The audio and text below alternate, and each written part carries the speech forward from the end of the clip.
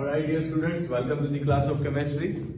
आज हमारा जो सेशन बनेगा बच्चों वो होगा स्पॉन्टेनिटी पे। Okay, so let's start our today's session.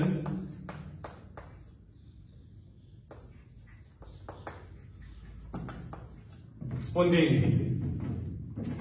Now what is this lecture? आज किसके बारे में स्टडी करना है? तो चलो शुरू करते हैं। सबसे पहली बात, स्पॉन्टेनिटी है क्या? तो सबसे इजी भाषा में आपको समझाओ तो कोई भी रिएक्शन अपने आप हो पाएगा कि नहीं हो पाएगा। जैसे कि let's take an example of spontaneous reaction. So let's take an example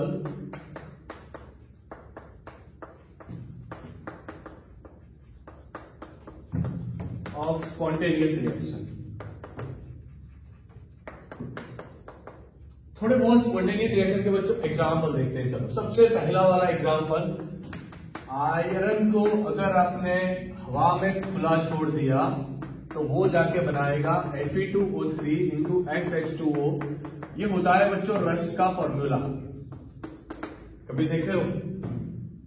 आप आयरन की चीज को रखो, उसे हवा में खुला छोड़ दो तो आपको थोड़े टाइम बाद मतलब कि ये बहुत स्लो प्रोसीजर है बच्चों से, ये स्लो प्रोसेस है। So what will happen exactly, क्या होगा यहाँ पे? तो थोड़े टाइम बाद मतलब कि 1 महीना, 2 महीना, 3 महीना या 6 महीने के बाद अगर आप देखोगे तो वो आयरन के ऊपर आपको रस्ट मिलेगा। तो ये जो प्रोसीजर हुई बच्चों, वो कैसे प्रोसीजर है? स्पॉन्टेनियस प्रोसीजर है। ये कैसे प्रोसीजर है?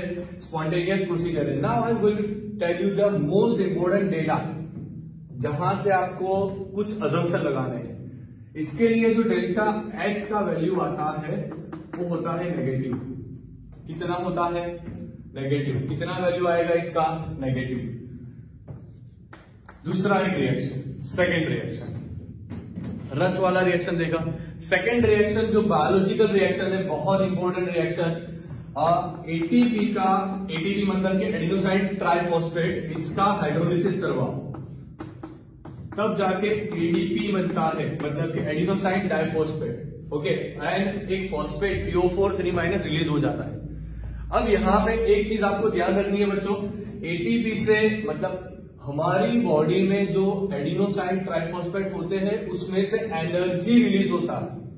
हम जैसे ही कुछ खाना खाएंगे ना, वो बॉडी में जाएगा, वहां से ब्लड में जाएगा एंड वहां पे जाके एटीपी कन्वर्ट होगा एडीपी में।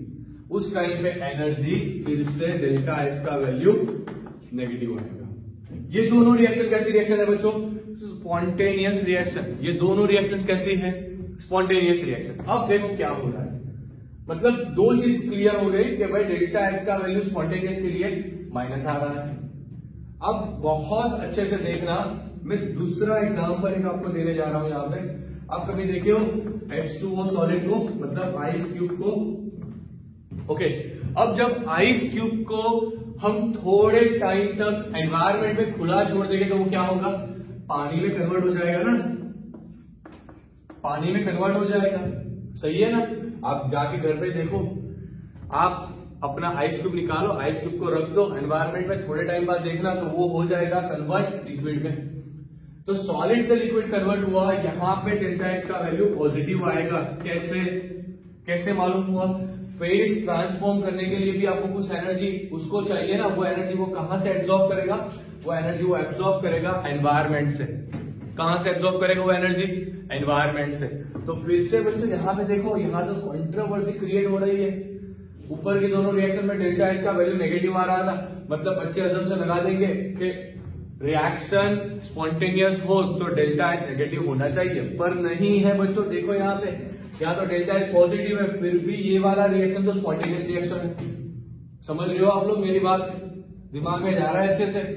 बहुत अच्छे। तो यहाँ पे एक चीज क्लियर है कि कोई भी रिएक्शन स्पॉन्टेनियस होगी या नहीं होगी, उसका कोई डिपेंडेंस डेल्टा H पे नहीं है।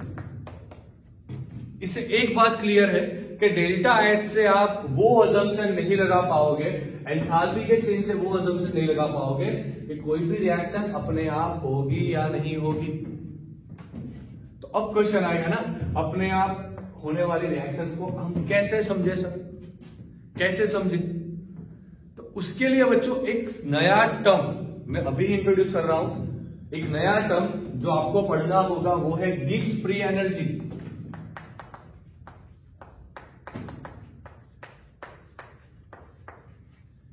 एक नया टर्म जो आपको पढ़ना है बच्चों इसके लिए, वो है गिब्स फ्री एनर्जी। मतलब कि डेल्टा एच से आपको सिर्फ और सिर्फ रिएक्शन एक्सोथर्मिक है या एंडोथर्मिक है वो ही डेटा मिल पाएगा। आपको वो डेटा कभी नहीं मिलेगा कि वो रिएक्शन अपने आप हो पाएगी कि नहीं हो पाएगी। गया दिमाग में बच्चों? समझ में आया? चलो बढ़िया।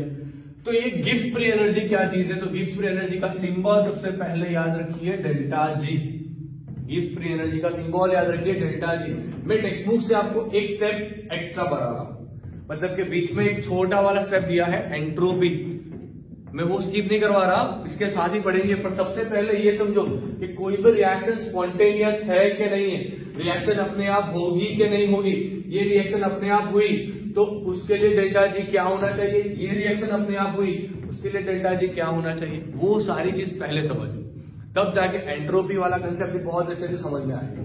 कई सारे बच्चे एंट्रोपी वाला वर्ड देख के घबरा जाते हैं, घबराना नहीं है, आज अच्छे से क्लियर कर देंगे पूरा कंसेप्ट। Okay, now listen. देखो डेल्टा जी का एक इक्वेशन है, delta G is equal to delta H minus T delta X. सबसे ज्यादा इंपॉर्टेंट इक्वेशन बच्चों, इसे करीबन 25 टाइम्स लिखना है, तब जाके इक्वेशन आपको लंबे समय तक याद रहेंगे। Delta G is equal to बनेगा बच्चों delta X minus T delta S. Delta G है Gibbs free energy, delta H है एंथैल्पी चेंज। ये है हमारा एंथैल्पी चेंज, ये है हमारा गिवन टेम्परेचर, ये है हमारा एंट्रोपी चेंज। अब जाके मैं आपको बताऊंगा कि ये एंट्रोपी चेंज क्या होता है, क्योंकि आपको मैंने अभी इंट्रोड्यूस करवाया गिब्स फ्री एनर्जी को। डेल्टा एच तो आप जानते हो, टेम्परेचर भी आप जानते हो, तो आपका जो नया फ्रेंड आ रहा है ना उसका नाम है एंट्रोपी। चलो एंट्रोपी से मुलाकात करते हैं। एंट्रोपी का मतलब होता है, entropy means dear students randomness. Entropy का मतलब होता है रैंडमनेस। मैं अपनी भाषा में समझाऊं तो फ्रीडम, ये मेरा ओन वर्ड है। एंट्रोपी मतलब के फ्रीडम। अब देखो तीन चीज का एग्जांपल लेना है, H2O solid, H2O liquid, H2O gas. इसमें जो मॉलिक्यूल्स हो गए ना वो एक दूसरे के बहुत ज्यादा नजदीक हो गए। यहां पे मॉलिक्यूल थोड़े थोड़े दूर हो गए, यहां पे बहुत ज्यादा दूर हो गए। सही है? अब आप खुद से दिमाग लगाओ किस केस में फ्रीडम ज्यादा होगी। बहुत सारे बच्चे बोलेंगे सर H2O गैस वाला केस है ना, इसमें फ्रीडम सबसे ज्यादा होगी। इसका मतलब ये हुआ कि इस केस में एंट्रोपी हाई है। यहां पे देखिए ना, उसको तो घूमने के लिए भी जगह नहीं है उसके पास, तब एंट्रोपी का वैल्यू कितना बनेगा? लो। एंट्रोपी का वैल्यू कितना बनेगा? लो। ये बात पहले समझो बच्चों कि एंट्रोपी है क्या। एंट्रोपी का मतलब होता है रैंडमनेस, एंट्रोपी का मतलब होता है फ्रीडम। ओके, अब जब फ्रीडम की बात आई, एंट्रोपी की बात आई, तो एंट्रोपी कैसे देखना है इस हिसाब से एंट्रोपी देखोगे। क्लियर? अब देखो एक एग्जांपल दे रहा हूं मैं। मान लीजिए N2 गैस था, H2 गैस था, उससे 2NH3 गैस बनाया। ओके, मुझे इसके लिए कुछ एनर्जी यहां पे देना पड़ेगा, मतलब कि डेल्टा एच मेरा जो है ये पॉजिटिव वैल्यू आएगा। अब खुद से दिमाग लगाना, देखना बहुत अच्छे से। यहां पे हो क्या रहा है, नाइट्रोजन गैस घूम रही थी, हाइड्रोजन गैस घूम रही थी, उसको जाके मैंने अमोनिया में कन्वर्ट कर दिया, तो बॉन्ड बनाया होगा नाइट्रोजन हाइड्रोजन के बीच में। इसका एंट्रोपी इनिशियली हाई था, इसका एंट्रोपी हाई था। कंपाउंड का एंट्रोपी ऑलवेज लो होता है। जनरली कंपाउंड्स का एंट्रोपी कैसा होगा? लो होगा। ओके, तो ये चीज सबसे पहले समझो। इससे बेटर वाला एग्जांपल ये ऊपर वाला है। H2O सॉलिड फॉर्म में था, तब H2O का पार्टिकल्स एक दूसरे के बहुत ज्यादा नजदीक था। तब हुआ क्या, तो H2O के पार्टिकल का एंट्रोपी लो था, फाइनल एंट्रोपी हाई है। अगर आपसे कोई पूछे कि डेल्टा एस मतलब क्या, तो S final minus S initial, इसे बोला जाता है डेल्टा एस। तो फाइनल एंट्रोपी, मान लीजिए हम लोग देख रहे हैं सॉलिड टू लिक्विड वाला केस, H2O सॉलिड से H2O लिक्विड वाला केस। तो H2O लिक्विड में एंट्रोपी यहां पे S फाइनल जो आएगा वो हाई होगा S इनिशियल से, S इनिशियल लो होगा। अगर आप डेल्टा S निकालो, अगर आप डेल्टा S निकालो बच्चों, तो डेल्टा S का value final minus initial, final high है, इनिशियल लो है, ओवरऑल डेल्टा S का वैल्यू कितना आया, पॉजिटिव। ओवरऑल डेल्टा S का वैल्यू कितना आया, पॉजिटिव। और आप खुद से ध्यान से देखो, ये वैल्यू पॉजिटिव है। अगर मैंने टेम्परेचर कांस्टेंट कर दिया, आप देखो थोड़ा दिमाग लगाना, T को कांस्टेंट कर दिया, डेल्टा एस का वैल्यू पॉजिटिव आ रहा है, डेल्टा एस का वैल्यू पॉजिटिव आ रहा है, मतलब कि ओवरऑल तो आपको माइनस ही करना है ना। चलो एक एग्जांपल लेते हैं, फाइनल एंट्रोपी मान लीजिए 100 है, इनिशियल एंट्रोपी मान लीजिए 50 है, ओवरऑल आंसर आया 50। ओवरऑल आंसर कितना आया, 50। मान लीजिए कि टेम्परेचर जो है वो 20 है, तो यहाँ पे आप लिखोगे क्या, डेल्टा एच माइनस टी का वैल्यू है 20। ओके, वो आपको केल्विन में लेना है, यहाँ पे डायरेक्टली मैं आपको एक कैलकुलेशन समझा रहा हूं तब ठीक है। ये वैल्यू है 50, सो 20 इंटू 50 तो हो जाएगा 100 माइनस डेल्टा एच। तो एक चीज आप ध्यान से देखो यहाँ पे बच्चों, अगर आपने टेम्परेचर का वैल्यू भी बढ़ाया ना, मान लीजिए 20 से आपने बढ़ा के कर दिया 30, तो ये हो जाएगा -150, ये हो जाएगा -150। अब आपने फिर से टेम्परेचर बढ़ाना शुरू किया, देखो देखो समझो, आप पूरी बात आपके दिमाग में जानी चाहिए। अब आपने टेम्परेचर और बढ़ाया, 30 से लेकर 40 कर दिया, तो ये भी रेशियो, मतलब ये जो सब्सट्रैक्ट करने वाला टर्म है वो बड़ा हो रहा है। उससे क्या फायदा होगा, जितना ये टर्म बढ़ेगा उतना ओवरऑल आंसर नेगेटिव आने का पॉसिबिलिटी बढ़ जाएगा। अब आप सोचोगे सर क्यों नेगेटिव आंसर लेके आना है, तो 3 फैक्टर याद रखना बच्चों जो सबसे ज्यादा इंपॉर्टेंट होते हैं, delta G, delta G, delta G. ये 3 रिजल्ट सबसे ज्यादा इंपॉर्टेंट है पूरे थर्मोडायनामिक्स में। डेल्टा जी का वैल्यू 0 से ज्यादा बड़ा हो, 0 से कम हो या इक्वल टू 0, इस केस में रिएक्शन नॉन स्पॉन्टेनियस, इस केस में रिएक्शन स्पॉन्टेनियस, और यहां पे इक्विलिब्रियम।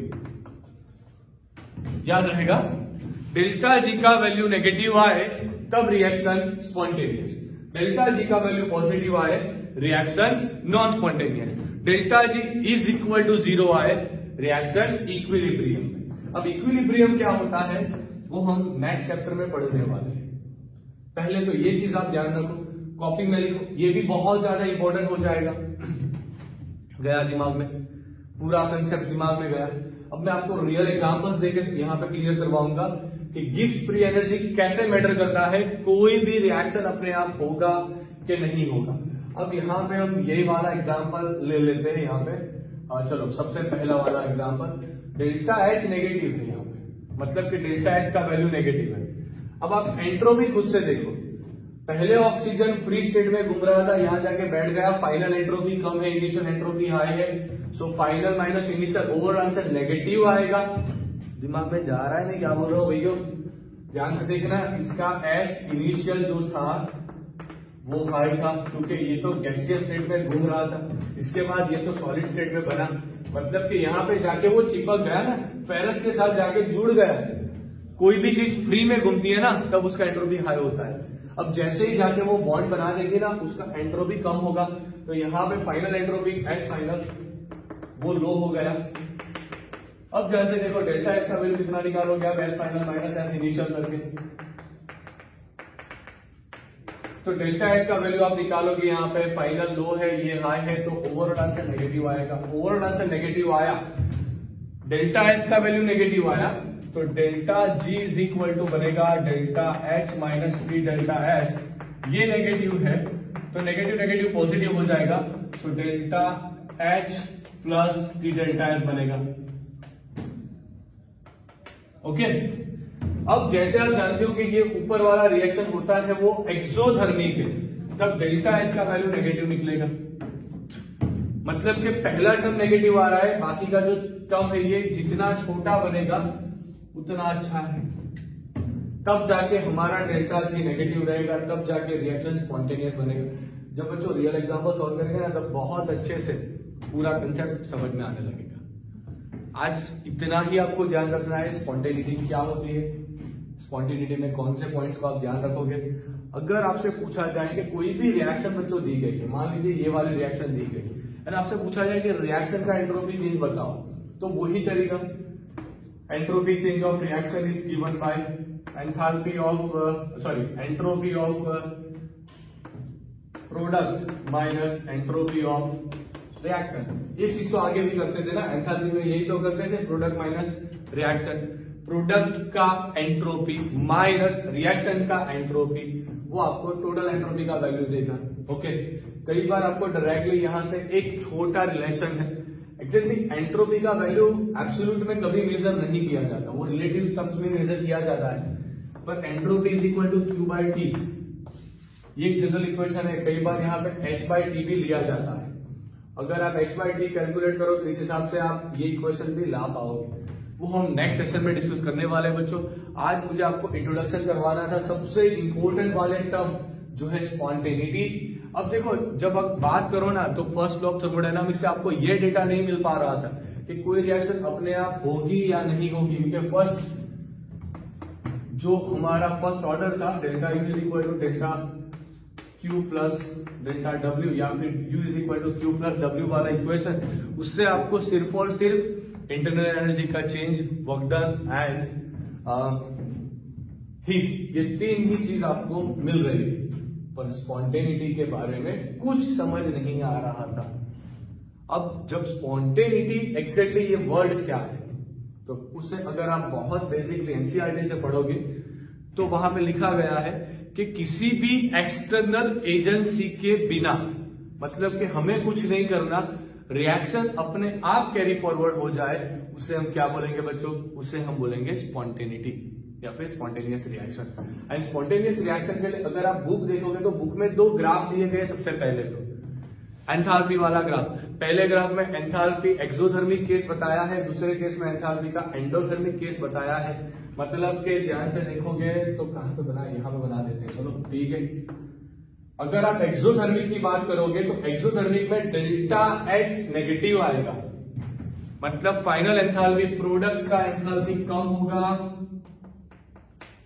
रिएक्टेंट का एंथैल्पी ज्यादा होगा। ऐसा एक ग्राफ दिया गया है।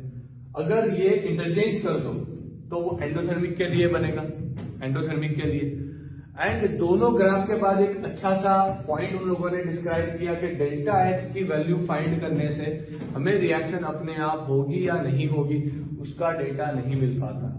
तो उसके लिए हमें क्या कैलकुलेट करना पड़ेगा, तो उसके बाद बुक आपको समझा दी है कि भाई एंट्रोपी पे जाओ, वहां पे एक डब्बे वाला एग्जांपल भी बहुत अच्छे से दिया हुआ है कि एक बॉक्स ले लो, बॉक्स के अंदर यहाँ पे मान लीजिए एक गैस भर दिया मैंने, यहाँ पे मैंने दूसरा एक गैस भर दिया।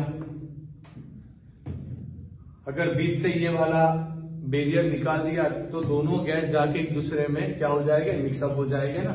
मतलब पहले उसके पास वॉल्यूम कम था घूमने के लिए, मतलब एंट्रोपी कम था।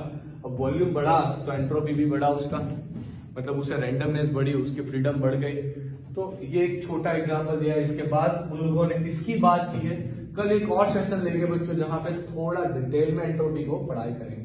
आज के लिए बस बच्चों इतना ही। Don't forget to share it, like it, comment it and don't forget to join our channel या subscribe our channel. Alright, take a screenshot dear students. कल फिर मिलेंगे, इस पे थोड़ा और डिटेल से स्टडी करेंगे। Okay, take a screenshot fast.